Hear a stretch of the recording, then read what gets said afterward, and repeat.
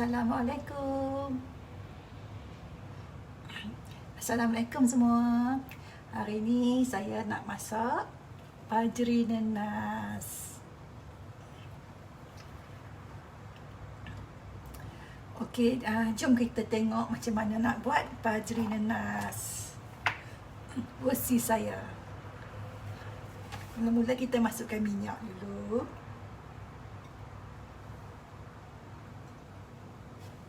Minyak apa pun boleh. Saya guna minyak kristal, minyak jagung. Terlalu banyak sikit lah minyak lah sebab kita nak tumis rempah. Minyak banyak tau saya agak minyak dalam satu cawan kot, ataupun 3/4 cawan.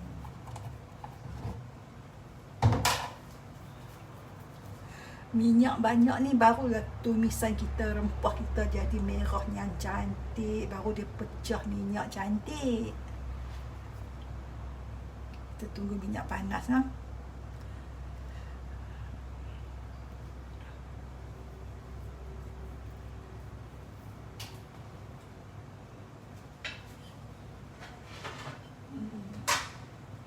Kita nak tumis bahan-bahan ni. Bawang merah, bawang besar yang dimayang halus, kemudian bawang putih yang diketuk-ketuk, kemudian halia, lepas tu lada hitam, lepas tu halia, lepas tu ni bawang putih lah. Semua cincang-cincang yang halus dimayang. Tu lada hitam, bunga cengkeh, biji pelaga, bunga lawang, kulit kayu manis dan udang kering. Udang kering ni ikutlah, kalau siapa yang tak boleh makan tak perlulah bubuh. Tapi kalau versi Kedah ataupun saya buat, mesti saya akan masukkan. Tapi tak masuk pun tak apa, sedap juga. Okay.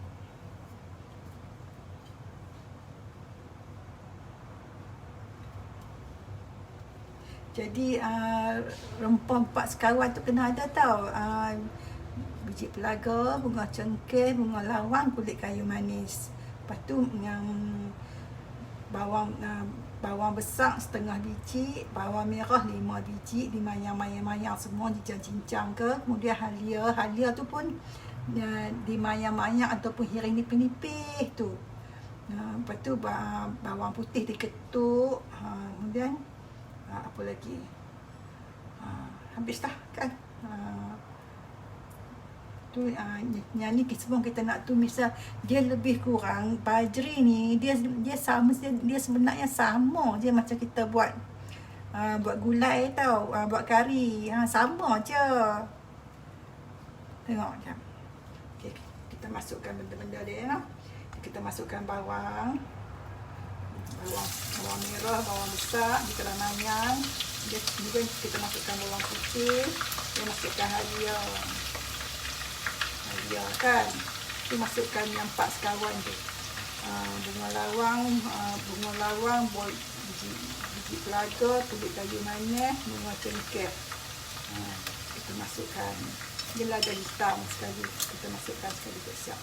Kalau lada hitam hak biji pun boleh. Lepas tu kita masukkan udang.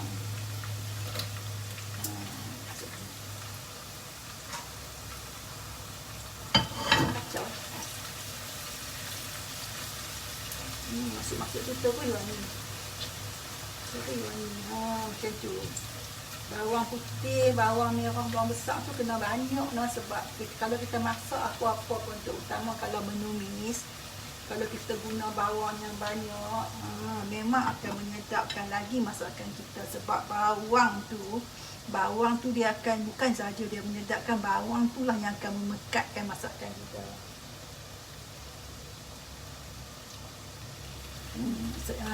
Saya kalau masak apa-apa memang saya utamakan bawang.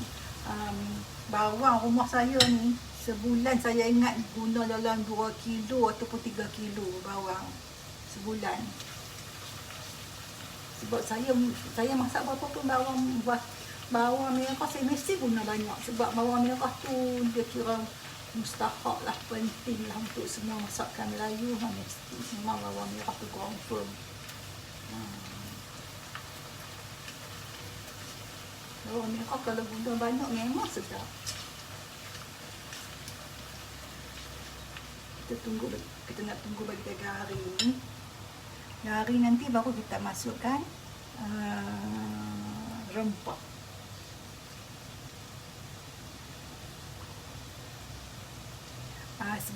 Saat ni saya dah postkan gambar bahan-bahan yang diperlukan untuk buat fajri.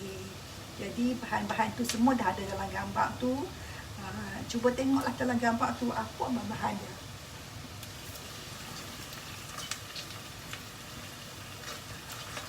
Ini wangi lah semua ni.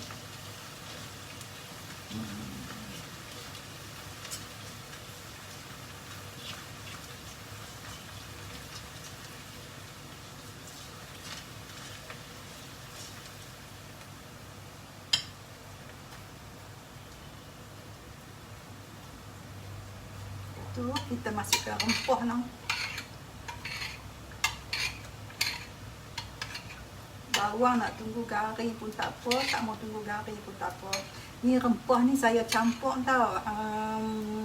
Setengah rempah daging, setengah rempah ikan. Saya campur, saya lebih kurang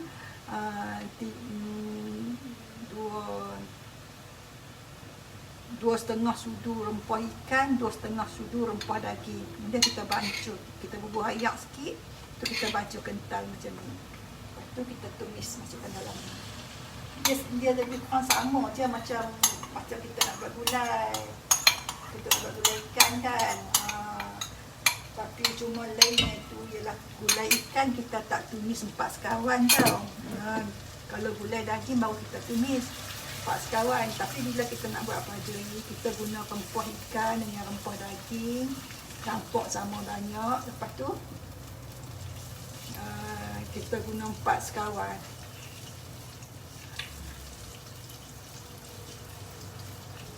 Kalau kita buat gulai ikan, kita boleh guna rempah daging dengan rempah ikan campur kan. Tapi kita tak guna rempah, kita tak guna dengan 4 sekawan tu. Rempah 4 sekawan tu, 4 sekawan tu diguna hanya untuk kari daging saja.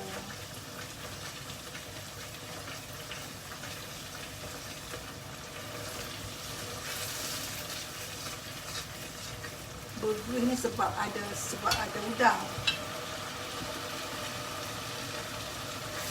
Jadi kita kacau dah sebab rempah dia ni kena masak cantik. Kena bagi dia pecah minyak rempah tu. Baru baju kita sedap.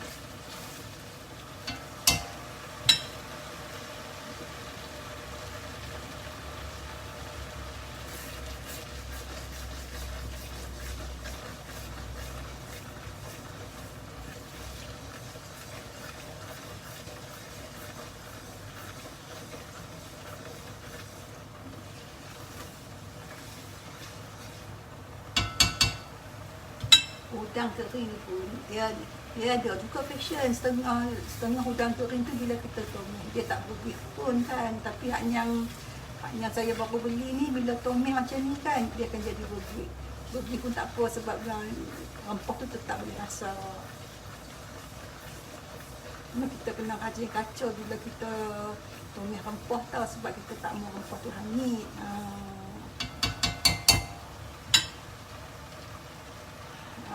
Jadi bila kita dah guna 4 sekawan dalam tumisan kari kita tak perlulah masukkan daun kari. Kalau kata kita tak mau, kita tak ada 4 sekawan ke, ataupun kita tak mau guna 4 sekawan ke, kita boleh ganti daun kari. Tapi saya kalau buat fajri saya mesti guna 4 sekawan. Sebab 4 sekawan tu sedap. Rempah tak boleh biar lama lah, tak boleh hanyut lah. Rempah cantik lah, merah pun ni kan. Kalau keluar buih merah tu bermakna dia dah masak cantik lah tu.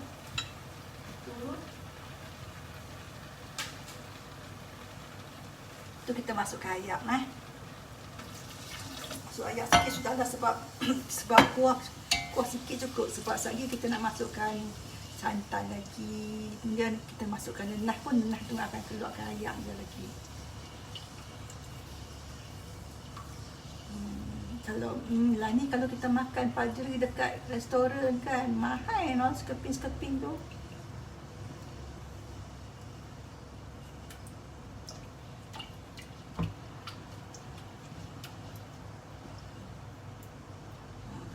Lepas tu kita biarlah bagi kuah tu mendidih lama. Buka api perlahan.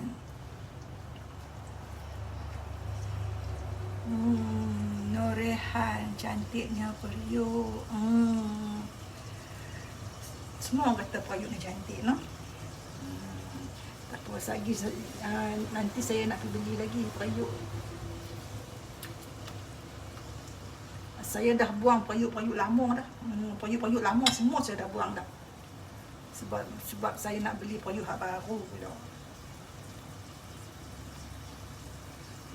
Periuk ni saya periuk saya buang tu saya ingat saya dah guna lama dah. Saya ingat adanya saya guna 10 tahun dah, saya guna 8 tahun dah, saya guna 6 tahun. Saya pilih-pilih saya buang. Saya nak beli periuk kecil-kecil ni.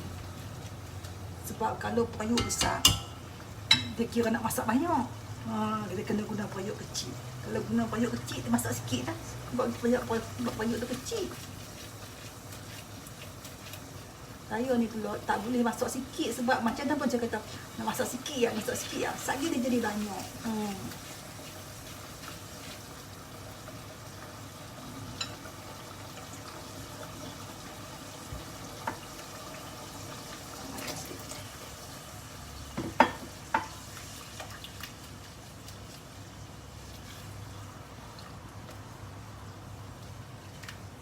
Dia didik lah.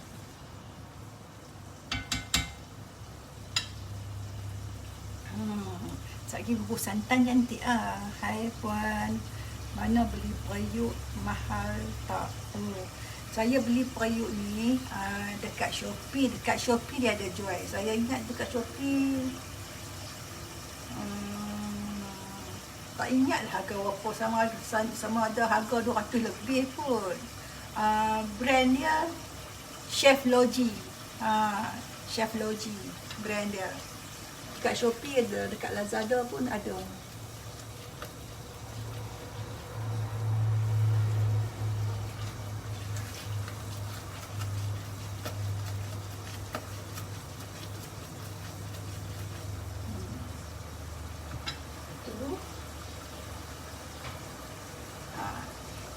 Kita masukkan garam, gula putih, gula merah dan sedikit Ajinomoto.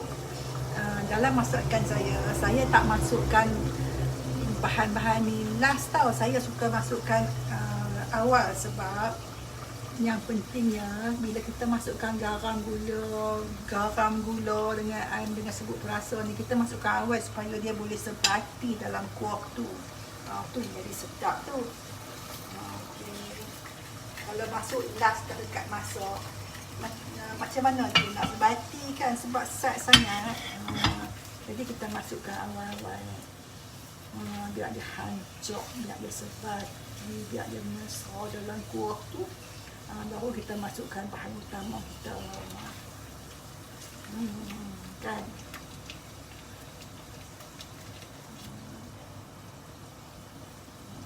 Tu, dia dah mendidih dah.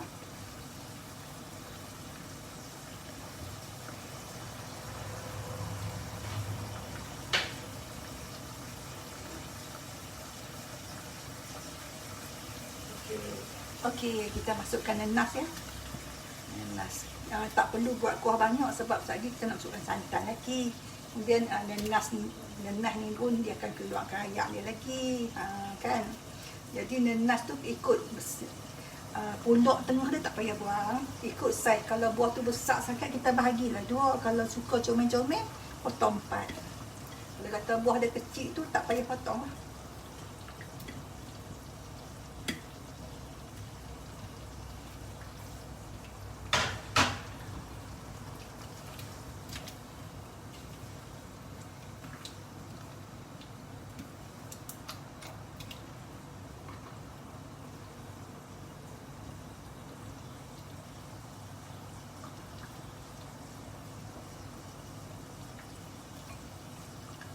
Tengok tu saya buat pajri.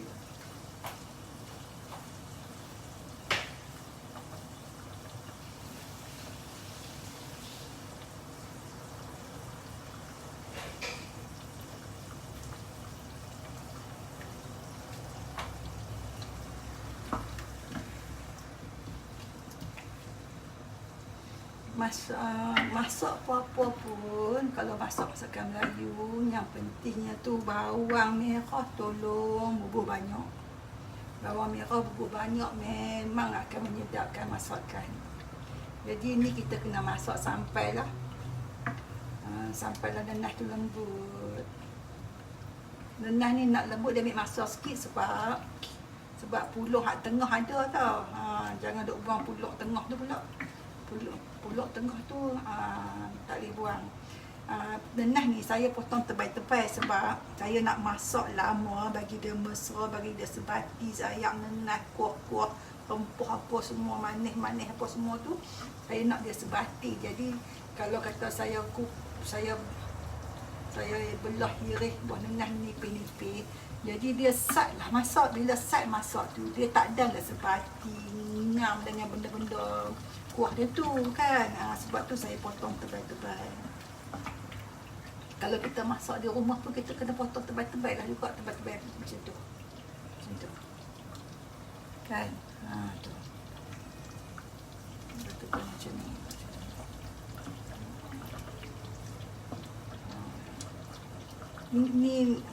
Ni mula-mula nampak dia tebal ni, sekejap bila dia masak dia lembut. Dia lembut, dia semakin menipis lah. Kalau kita potong nipis sangat, sekejap bila dia masak, kita nak makan pun kita jenuh angkat. Pasal dia tak boleh letak betul-betul. Pasal dia lembek.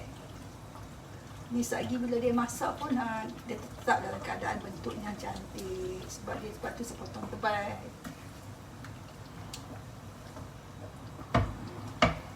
Kita masak lama dulu. Tanpa lembut semua tu. Ni bagi dia setengah masak sikit. Lepas tu saya nak masukkan santan setengah. Santan saya guna santan kotak nah. Saya guna 200 ml santan kotak kecil. Lepas tu sekejap bila kita masukkan, bila nak masuk ni, saya akan masukkan setengah dulu. Kan nanti dah bila dekat nak masak apa semua tu, dah kira dah masak dekat bentuk api lah, saya akan masukkan setengah lagi. Bila masukkan santan setengah lagi tu, kita masukkan sekalikan kerisik. Kita siap.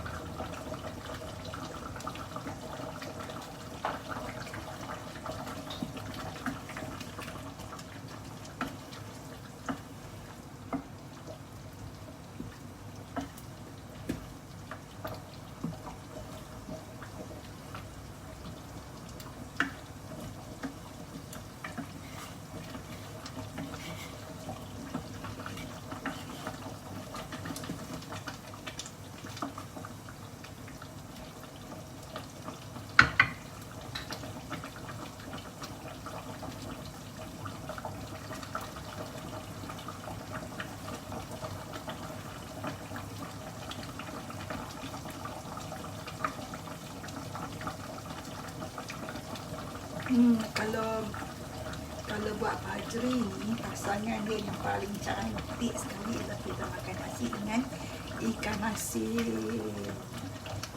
Ikan masin dengan sambal ulam sedap.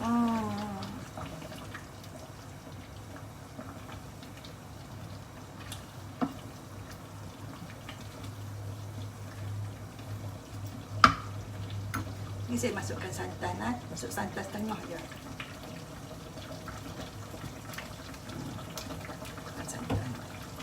Santan tak boleh masuk semua sekali sebab ni kita nak masak lama tau. Bila kita masak lama, bila kita masukkan santan semua sekali, santan tu akan cair. Sekali bila padu kita dah siap, santan kuah jadi cair. Sebab tu saya simpan sikit setengah. Kemudian bila dekat nak tutup api, baru kita masukkan. Jadi kuah dia pekat cantik.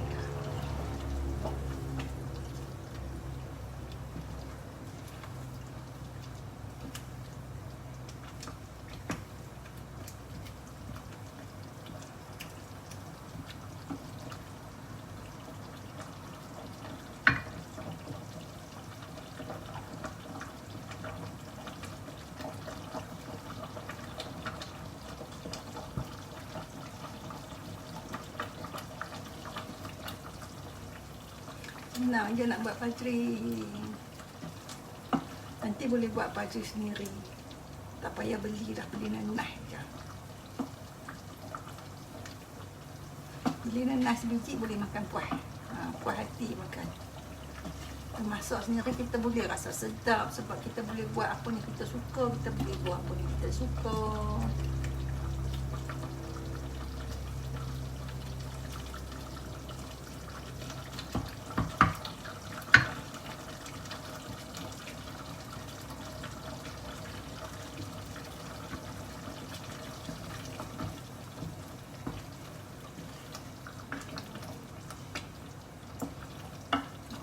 Nak tunggu bagi dia bagi santan, bagi nanas tu lembut je. Lepas tu kita masukkan santan, lepas tu kita masukkan kerisi. Lepas tu kuah akan jadi pekat cantik. Itu dah siap lah.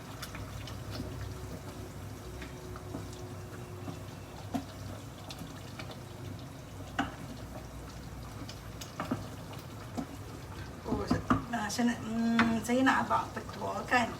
Kalau kita masak apa-apa, kalau kata benda tu dah masak ke atau sedang masak ke, kita elokkan daripada ambil tudung tau. Sebab bila kita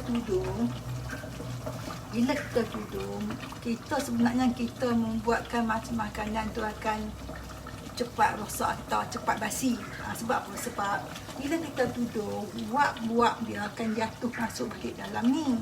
Jadi bila masuk balik dalam ni, jadi benda tu, wap tu kan dia dah keluar dah. Lepas tu bila dia masuk balik, dia akan cepat basi. Satu, kita jangan tudung dah, satu. Dan yang kedua, kalau kita masak apa-apa, kita elokkan daripada tudung periuk masa dia duduk tengah masak ataupun dia baru lepas masak. Sebab bila kita tudung, kita membuatkan ayak dia ni, jadi lebih banyak. Jadi bila kata ayak dia lebih banyak ataupun bila kita tudung, dia akan menyebabkan dia punya rasa tu tak akan sama seperti kita tak tudung, kita tak guna tudung. Sebab saya duk perhatilah, kalau kata saya masak apa-apa kan, kalau kata tudung, dia jamin tak sedap lah. Tapi kalau kata selama duk masak sampai dia masak tetap tudung dia, memang dia akan sedap. Sebab ayak wap tu masuk balik dah. Jadi dia memungkinkan kuantiti ayak tu akan bertambah.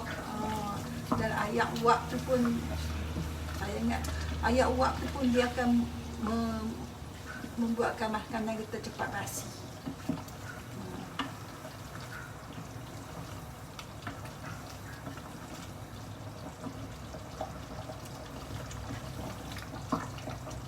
Masak lambat sikit sebab nanas kan dia ada puluk kan, puluk dia tu keras.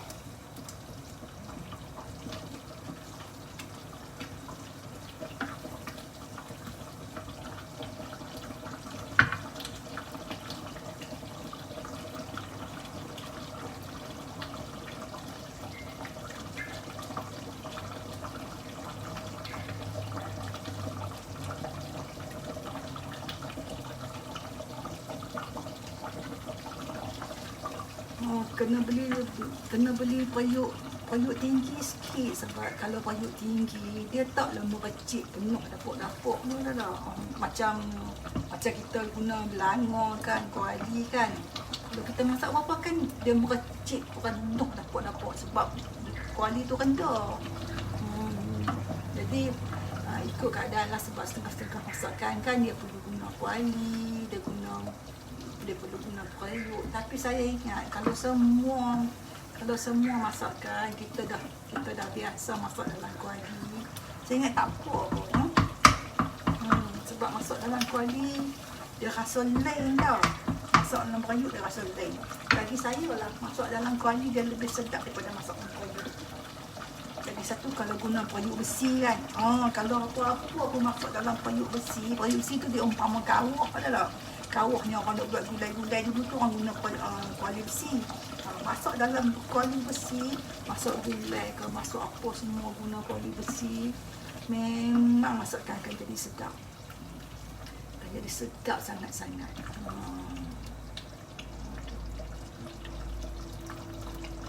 Tak lembut. Ni tak cukup lembut ni.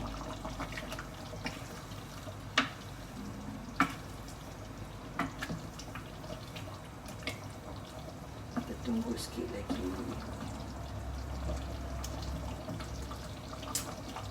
Sedapnya.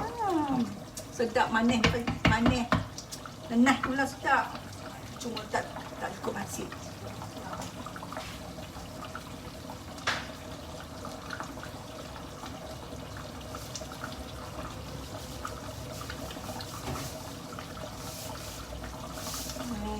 Ni tambah garam halus lah. Sat lagi, kalau kata nak masukkan Ajinomoto boleh, nak masuk cube ayam pun boleh, cube ikan bilis pun boleh, cube daging pun boleh, semua boleh. Tapi sebaik-baiknya guna cube ayam ataupun guna Ajinomoto. Kan? Pula sedap. Ataupun guna apa-apa saja sebut perasa yang anda guna. Sebut perasa kan ada banyak jenis. Bubuklah.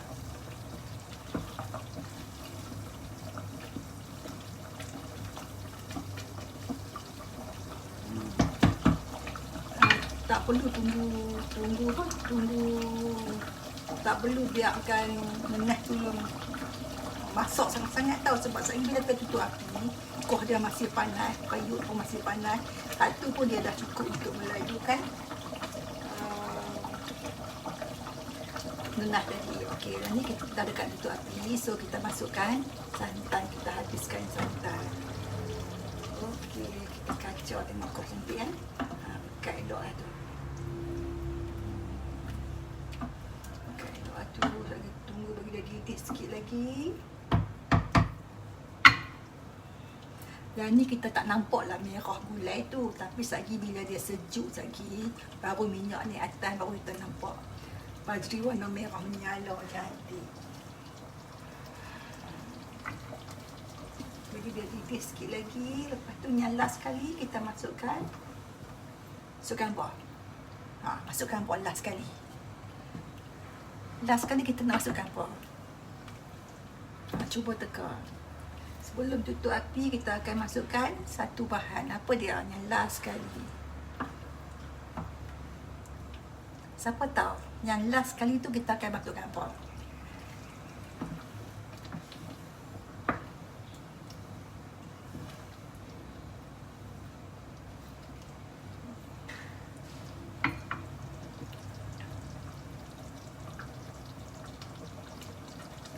Last sekali kita akan masukkan kerisik.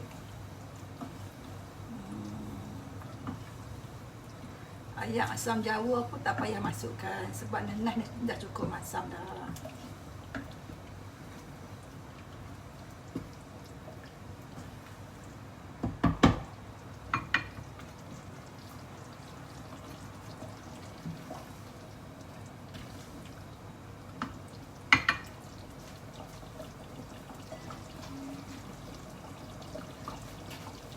Ni saya guna kerisik nah, 35 ml, satu bungkus kecil.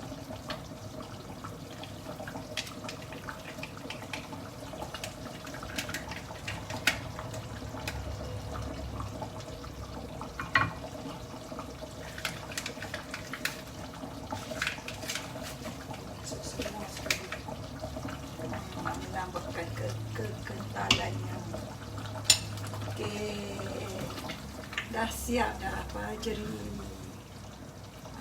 Fajri kalau tengok dalam ni color kuning sikit lah kan. Tapi tak apa, nanti lagi bila dia kuah sejuk dia akan jadi merah lah sebab minyak ni atas.